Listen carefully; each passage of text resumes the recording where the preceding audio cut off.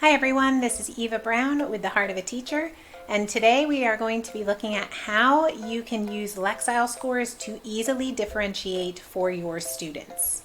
We know that you can use Lexiles to match students to text and that their best Lexile range for reading is 100 points below to 50 points above their current Lexile. When I first began teaching and heard that, I thought that meant that I had to have 3 different texts around the same topic for my students. So if I was teaching about the water cycle, I had to have a text at a very low level, a text at a medium level, and a text at a high level for my students. There's a better and easier way to do this. Instead of using different texts, you can use Lexiles to create small groups. And as your students are reading a text that is likely too difficult for many of them, you can meet their needs with different levels of scaffolding and support. Let's say you have students who are far below this text of 1,030 Lexiles. Your students who are far below will need extra scaffolding and support. So for this group of students, you can read it aloud to them and have them complete a listening task, maybe marking the text, highlighting every time Martin Luther King says, "I have a dream." Let's take a look at how that might look in Google Classroom.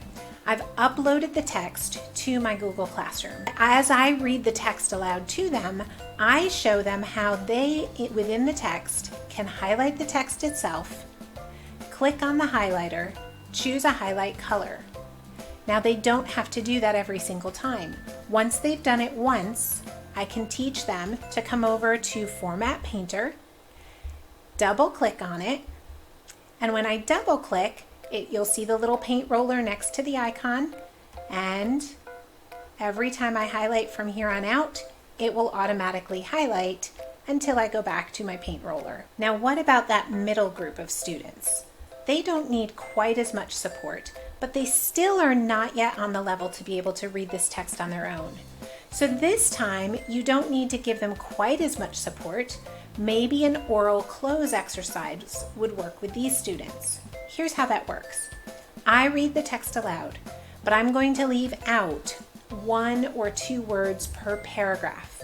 Usually words at the end of a sentence or the end of a phrase that I'm pretty sure my students will be able to read.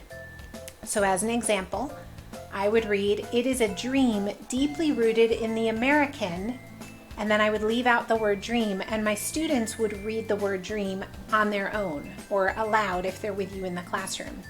If you're meeting online with your students, when they get to a word that you did not read to them, they can read it aloud and they can highlight it to indicate that they were following along.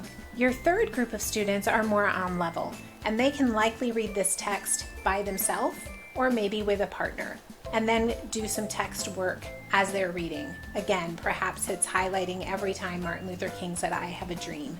Hopefully this inspires you for how you can use grouping with Lexiles to support your students, not by providing different texts, but by using the same text with different levels of scaffolding and support to meet your students' needs. I'll see you next time on The Heart of a Teacher.